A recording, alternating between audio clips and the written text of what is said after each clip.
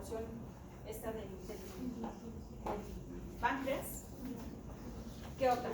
Vena y arteria, ¿qué más? Ahí los tienen, pueden, de lo que quiero es que ustedes vayan participando también. Vayan participando y vayan recordando.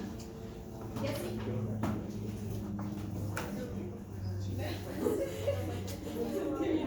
Valeria. ¿De qué? ¿De qué? Sí, las venas y arterias importantes. Que vienen de la esférica y esférica superior, que vienen de la vena porta hepática.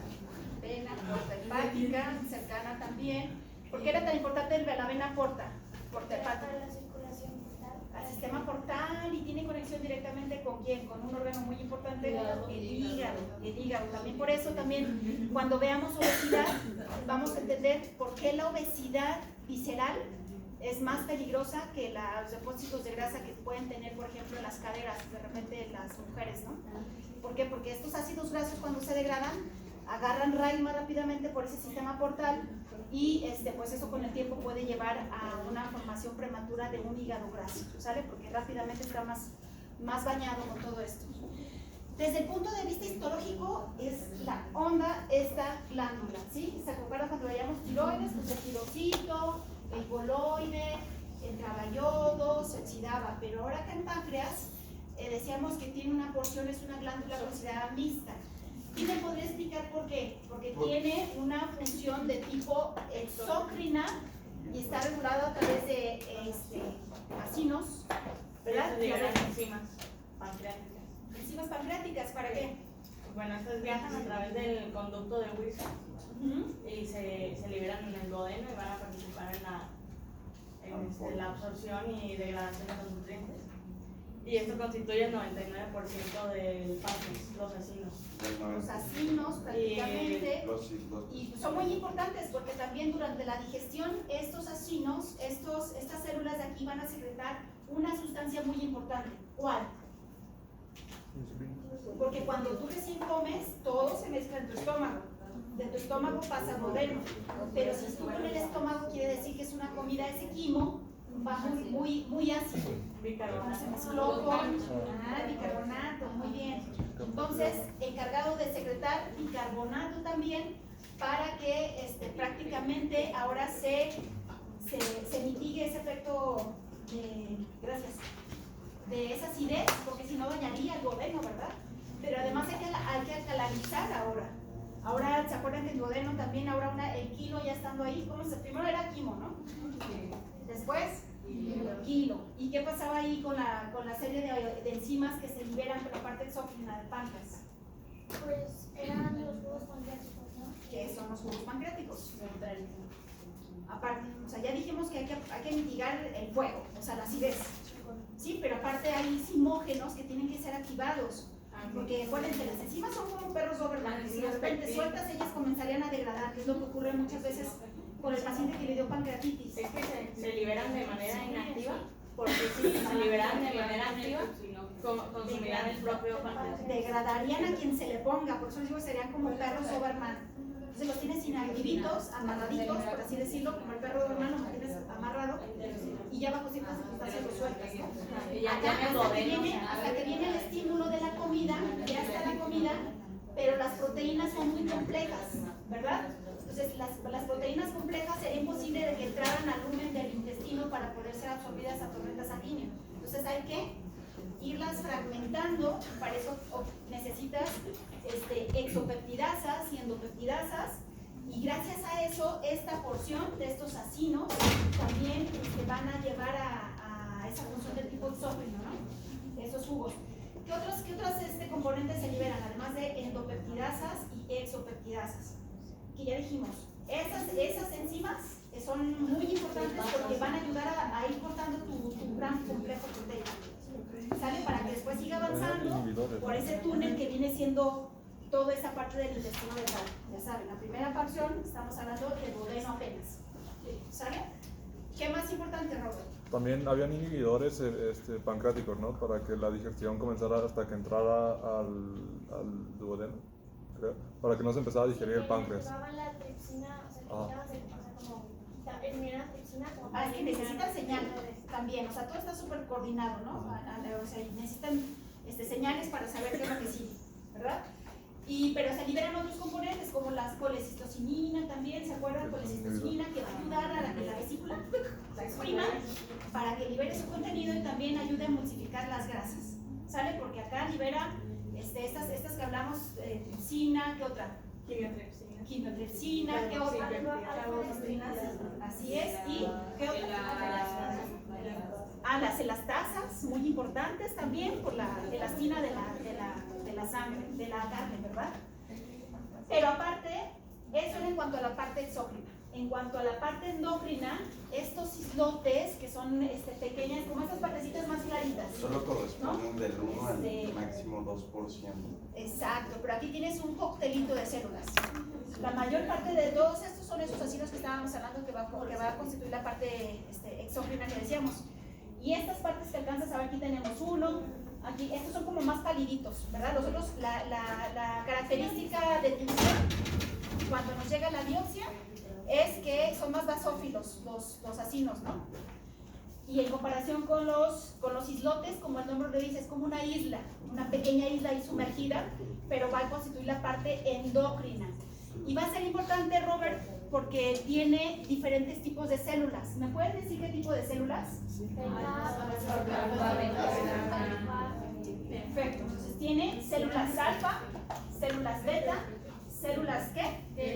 Delta, épsilon y la C. ¿Sale?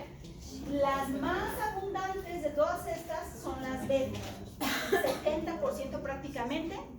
Y pues dependiendo del tipo o el nombre de cada una de esas va a ser lo que va a secretar. En este caso sabemos que las betas son sumamente importantes para la secreción o producción de la famosa insulina, la que dijimos que se agota o no la agotamos por tanto abuso de esta glándula. Las betas. ¿Perdón? Las betas también. Sí, de las betas, porque en este caso son como las más abundantes. Un 17% pertenece al glucagón. Y prácticamente pues ya saben que la insulina no va solita, generalmente va acompañada de ciertas modificaciones proteolíticas, ¿verdad? Que se libera en cantidades casi equimolares, la insulina versus su péptido C.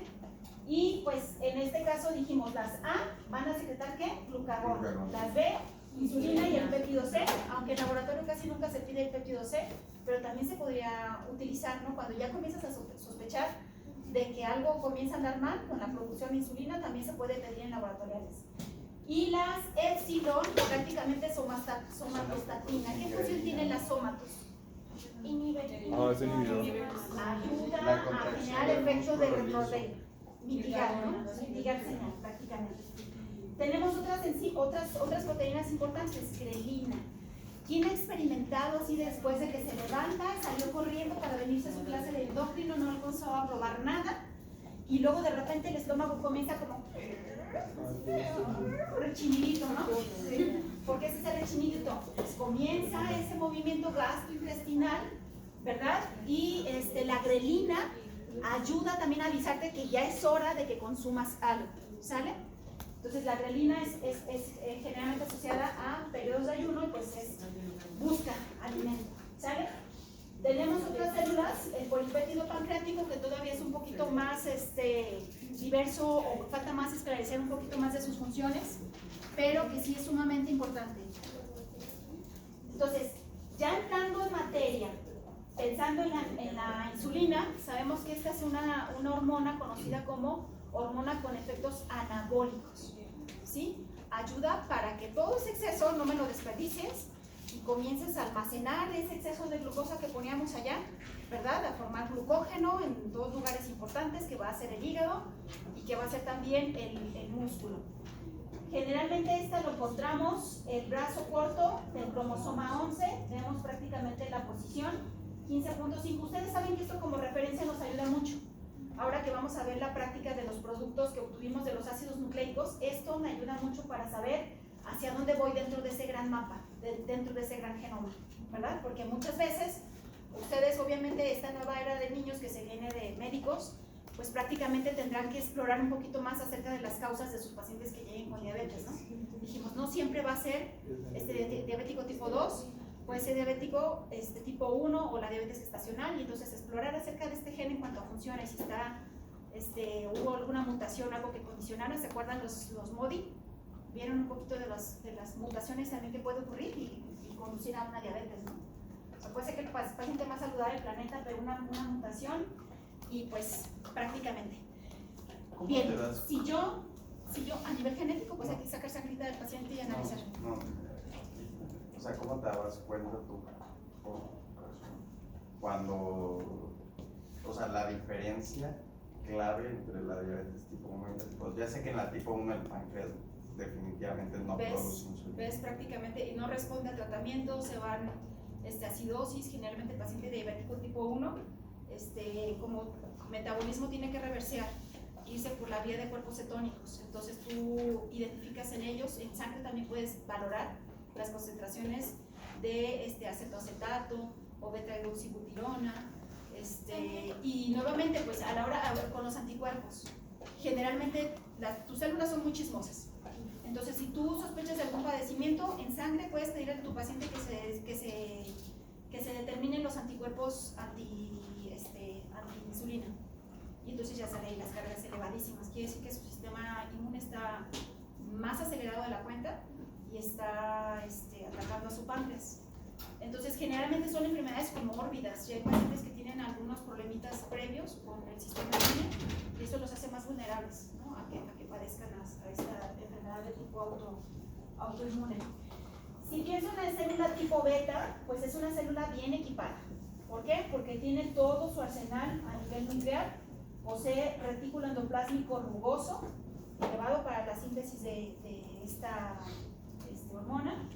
Y pues obviamente saben que esta hormona ya una vez, o esta proteína, una vez que va a ser procesada, tiene que hacer una serie de arreglos proteolíticos, después va a ser empaquetada y pues está listita, ¿no? Está almacenadita ahí en los gránulos para que reciba una señal y esta pueda ser vaciada al espacio extracelular para llegar al resto de los órganos y favorecer la incorporación de ¿quién?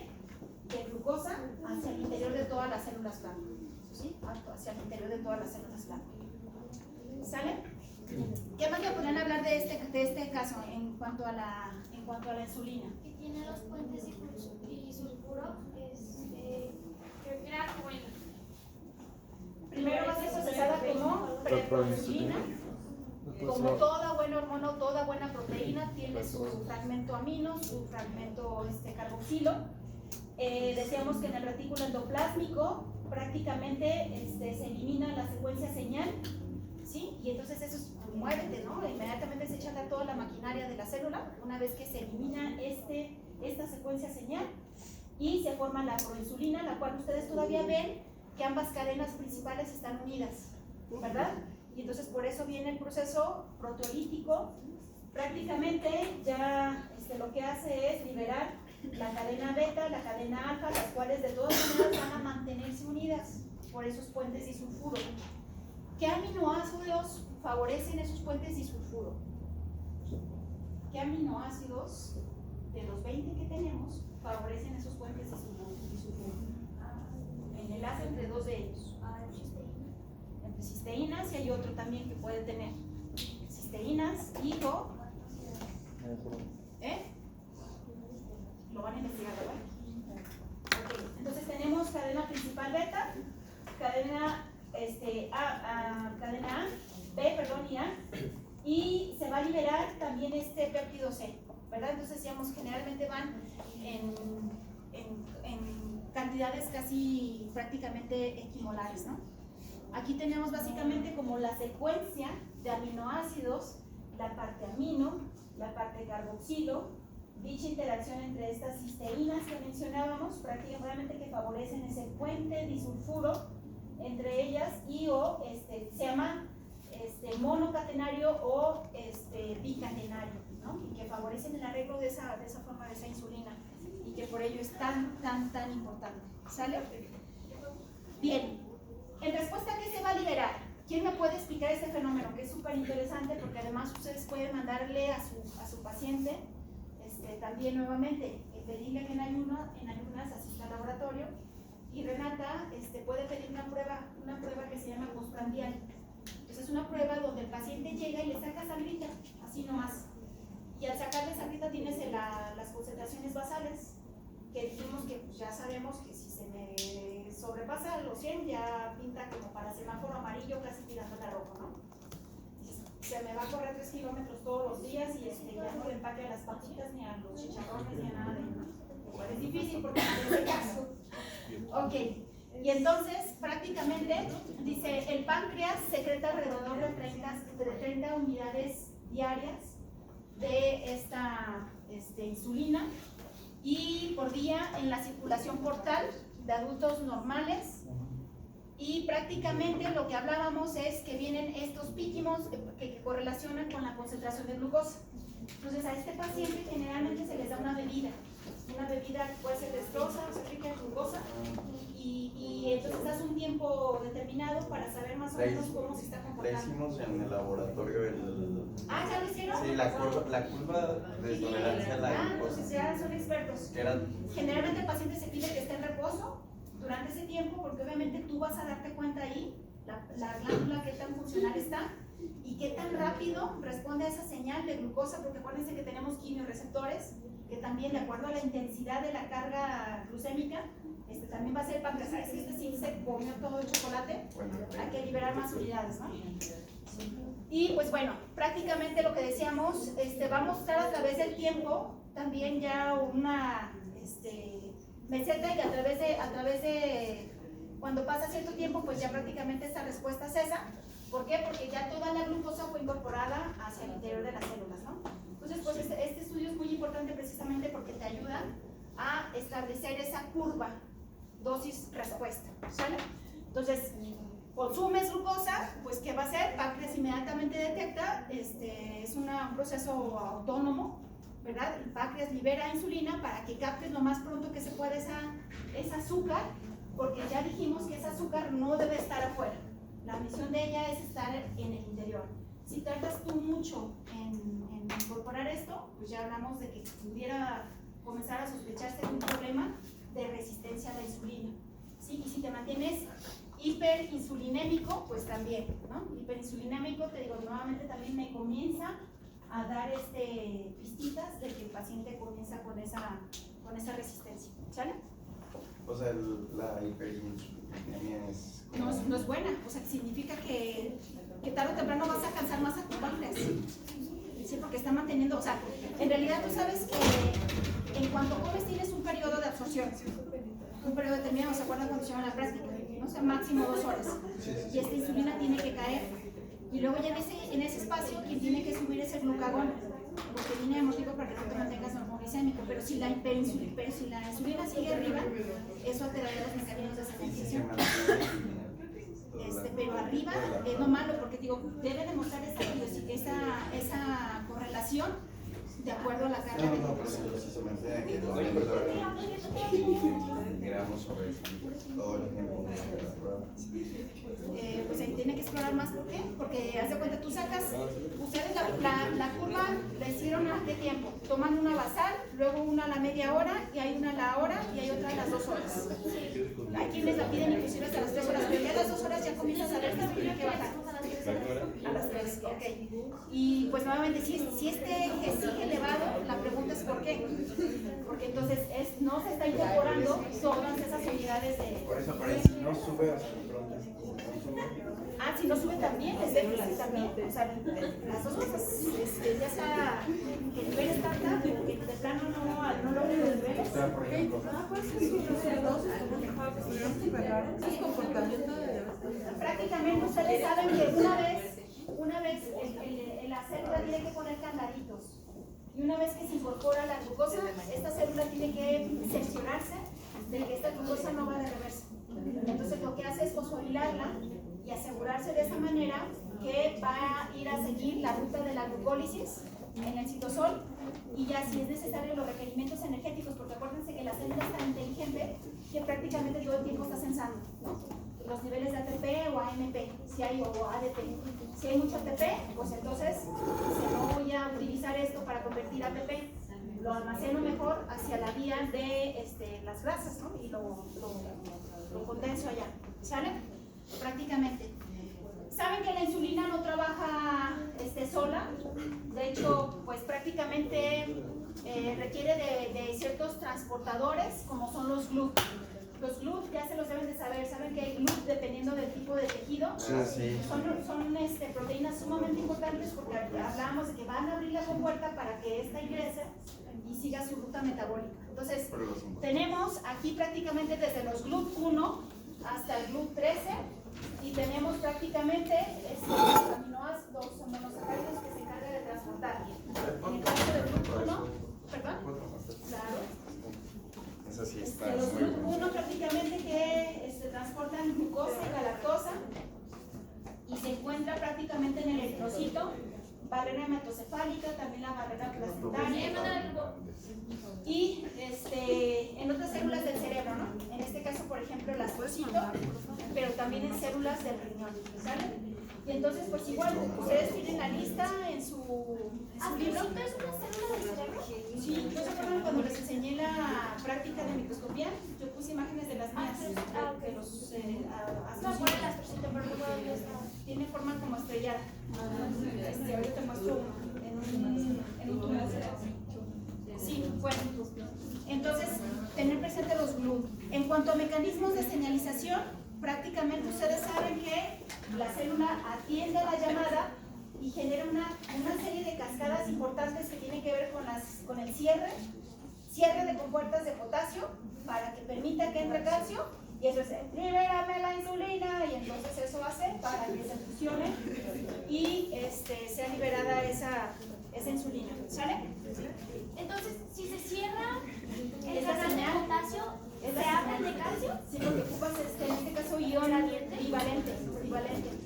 Un cambio en el gradiente para decir, muy bien, adelante. Se despolariza la sangre. Ajá. En el mecanismo de despolarización. ¿Sale? Prácticamente aquí tenemos la liberación, entonces las agentes estimulantes para que la insulina se libere y prácticamente si hay hiperglicemia, hiper es mucho y glicemia pues azúcar. Entonces si hay mucha azúcar en tu torrente sanguíneo, entonces nuevamente tu páncreas tiene que entrar al quite, liberar más insulina, por eso decía que de repente la botamos, porque dependiendo de si consumes demasiados carbohidratos y ahora por ejemplo la moda que desde pequeñitos se les está dando a los críos sus jugos ricos en fructosa, más el sándwich de cajeta o de Nutella, es así como que la receta perfecta para que en 20 años se acabe su sistema. Sí, pero también es buenísimo el efecto que tiene, ¿verdad? Y entonces prácticamente hay ciertos aminoácidos, ¿sale? Que son capaces de detonar la respuesta a la insulina. ¿Se acuerdan de algunos de estos aminoácidos?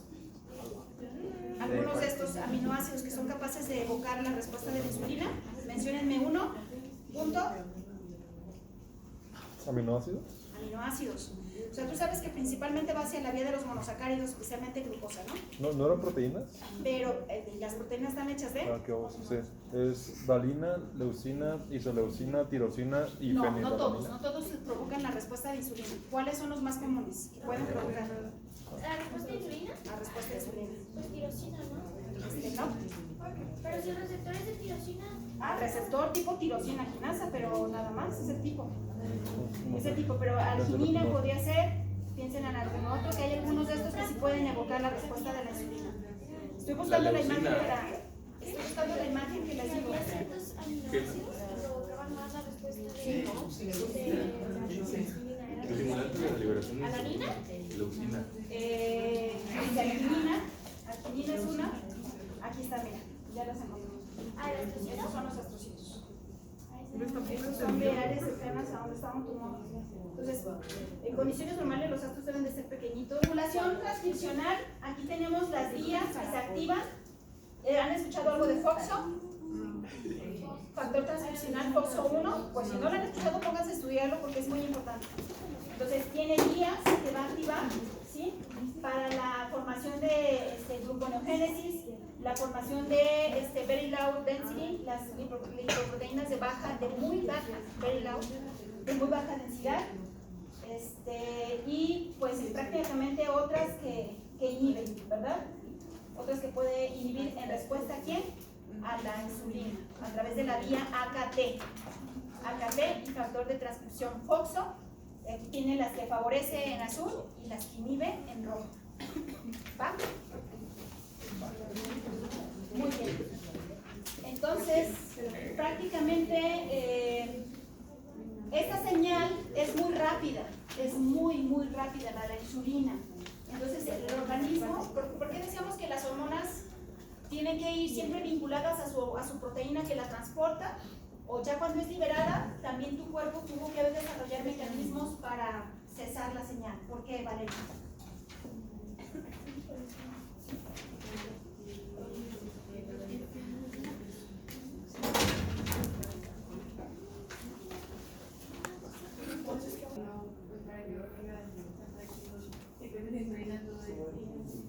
Para que también haya función catabólica.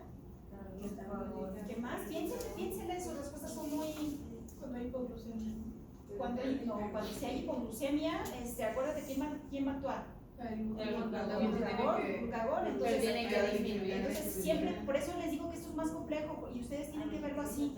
O sea, el paciente diabético no nomás es que no produzca insulina, sino que también está afectando mecanismos de señalización contra reguladores con el resto de hormonas, como el glucagón. Y entonces un mecanismo seguro es inactivar a la hormona como dé lugar. Llega, hace su acción y ya. Borra señal, borra cualquier vestigio y entonces tu cuerpo, tú tienes en tus propias células mecanismos para favorecer. Si se fosforiló, pues ahora hay que entrar las fosfatasas y quitar ese grupo fosfato para que no esté provocando la reacción, ¿sí? Y pues puede ser, les digo, por mecanismos de degradación o glucuronida u otra serie de mecanismos que hacen que la señal quede ya También en puede ser ceros. como para no dañar el receptor y hacer que seas También, o sea, son mecanismos. resistente a la insulina. Así es. O sea, en realidad es un punto de control sumamente importante. Liberas la hormona, va hacia la célula blanco, ejerce su acción y después tiene que quedar limpiecita por si se vuelve a necesitar, ¿sí? Entonces tienes que buscar la manera de a nivel citosólico de mitigar esa respuesta para que nuevamente tu campo quede otra vez limpio para cuando venga de nuevo la señal, hasta que venga el próximo alimento, ¿no? Prácticamente la próxima elevación de glucosa. Efectos endocrinos de la insulina. Prácticamente súper importante que los tengan en cuenta a nivel de estos tres órganos principales, estos cuatro, a nivel del hígado, a nivel del músculo, a nivel del tejido adiposo, que hablábamos también del problema de los pacientes hiperinsulinémicos, ¿verdad? Y el cerebro. Entonces, en el primero tenemos que prácticamente en cuanto a las vías catabólicas va a inhibir la glucogenólisis. Pues es lógico, ¿no? Porque, perdón, ¿para qué vas a hacer lisis de glucógeno si tienes mucha azúcar, glucosa?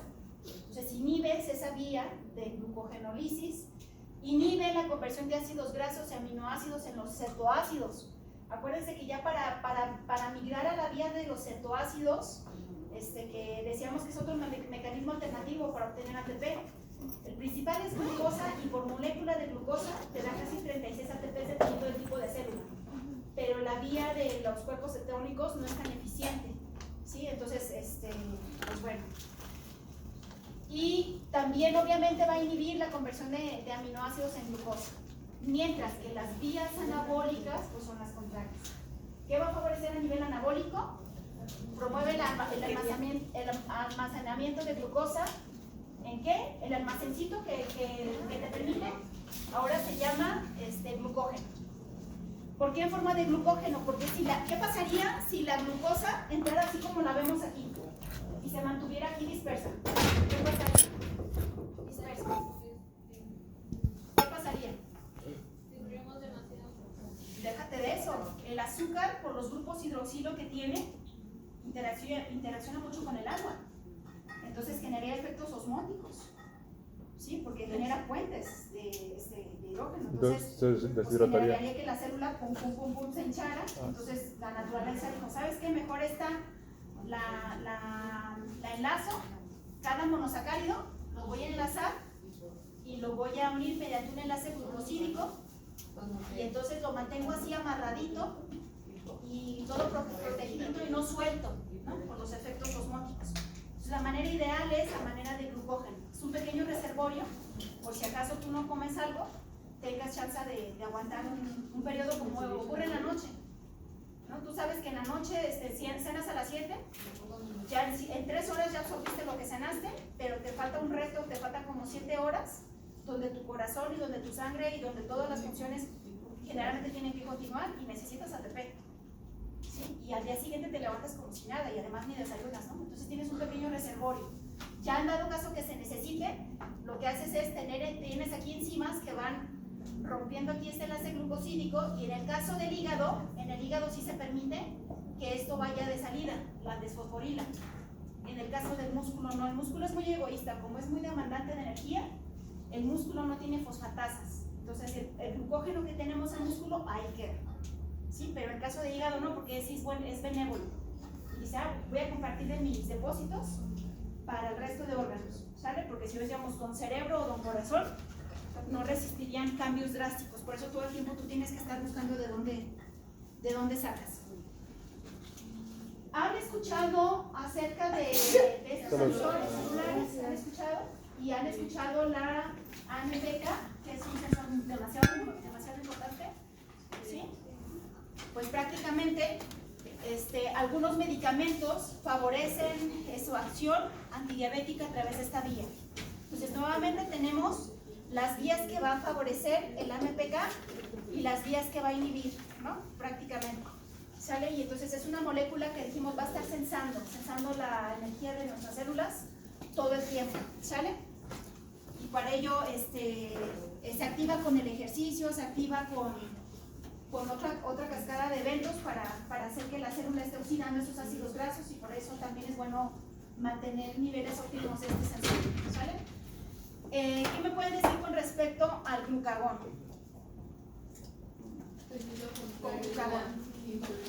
Es el antagonista de la hormona insulina. Y porque la insulina tiene actividades anabólicas, entonces va a tener catabólicas, que es un efecto. ¿Y qué más me podrían complementar de esta? Hipoglucemia. Es hipoglucemiante. Es cuando estás tú prácticamente un periodo largo sin comer algo, pues tienes que producir esta hormona para que haga que de tus depósitos se activen vías importantes que hagas que se libere glucosa y tú te mantengas normoglicémico, ¿sabes? Y pues también de manera similar tiene ciertas proteasas que van a hacer que este péptido, que es grande, prácticamente estamos hablando de un polipéptido de 160 aminoácidos, a partir de ahí se originan otras moléculas muy importantes. Una de ellas sería la glucosentina, el péptido tipo de glucagón tipo 1 o tipo 2, ¿verdad?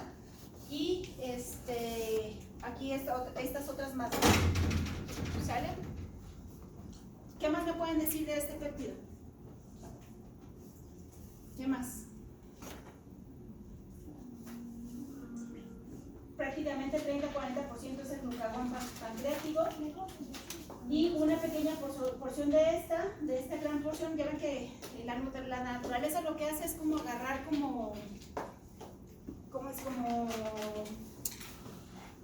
para gastar menos energía, hace fragmentos grandes, y de ese gran fragmento lo único que hace es poner enzimas y convertir a otros productos que también tienen ciertas funciones, ¿no? Como es en este caso, ¿sale? ¿El GLP-1 era la incretina? De las incretinas, ¿sí? Prácticamente es GLP-1 y 2, ¿sale? Bien, en cuanto al efecto de decíamos agentes o condiciones estimulantes, y comparo, la insulina se genera mediante mecanismos que tienen con la elevación de la sangre, mientras que el glucagón pues es lo contrario, ¿no? En condiciones de hipoglucemia. Estás hipoglucémico y entonces inmediatamente tu páncreas, ¿a quién va a liberar? Va a liberar glucagón. Y glucagón es una hormona que va a llegar a tu hígado y va a hacer que libere parte de tu reservorio que decíamos que se llama glucógeno, ¿no? Y pues prácticamente tienes ¿qué más me pueden platicar de que se acuerden? Que la insulina lo inhibía como también por la forma en que se secretaba, porque tenía que pasar sobre ella. Entonces, cuando pasaba, la insulina lo tenía como Prácticamente. El hígado es el principal órgano blanco a través de la vena porta, por eso es tan importante la vena y la ubicación que tiene, que lo conecta con el páncreas y con concentraciones de glucagón de 300 a 500 picogramos durante el ayuno. ¿Sale? Y las concentraciones también es importante mantenerlas en la memoria. ¿Sale? ¿Qué vías de señalización activa? Pues se une a su receptor, activa las proteínas G. Ya ven que estas proteínas G van asociadas con otros mecanismos a través de la adenilactociclasa, de ahí AMP cíclico y PCA, las proteínas sinasas A, PKA, más bien PKA, y pues bueno, muy bien. Pues aquí está básicamente la ley del glucagón, el receptor, activación de las proteínas G, lo que decíamos a través de segundos mensajeros, se fosforila y ya la actividad que esta puede tener para favorecer ¿qué? La degradación, para favorecer la glucólisis. ¿Tenía retroalimentación negativa? ¿Cómo hace ahí? Muy buena pregunta, Eli. ¿Cómo hace ahí? ¿Cómo hace ahí para actuar el glucagón? ¿Cómo se hace? Cuando hay bajos niveles de Sí, pero esa es la retroalimentación negativa. En ese sentido, ¿cómo puedes verlo aquí? Prácticamente.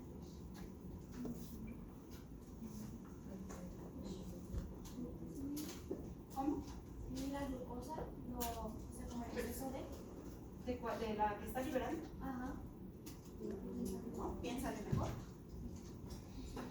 Piénsale. Y bueno, pues aquí está prácticamente lo que va a activar. La glucogenólisis, es decir, ruptura de los enlaces aquí glucosídicos para liberar a estas caniquitas y que estas caniquitas ahora puedan ir y de aquí puedan dirigirse hacia el resto de tus órganos y mantenerte normoglicémico. Puede activar también la lipólisis, si se acaba esos depósitos de glucógeno, entonces ahora que comienzas con combustibles que te pueden dar también mucho ATP, ya saben que por ácido graso prácticamente te da 9 kilocalorías, o sea, como son más carbonos, en el caso de los ácidos grasos en comparación con los 6 del monosacárido, pues obviamente la combustión de un ácido graso te va a dar demasiada energía, entonces por eso te vas hacia la vía de degradación de los ácidos grasos. A condiciones extremas, la cetogénesis también, porque al degradar demasiado estos ácidos grasos, se te forman mucho esos ácidos carboxílicos y eso hace que se libere mucho hidrógeno, ¿no? Y entonces esto genera también esa cetoacidosis. Recaptura de aminoácidos y pues obviamente va a generar un efecto contrario sobre la glucogenogénesis. ¿Sale? Bien. ¿Qué otra cosa que recuerden de sus libros? Que no se nos escape.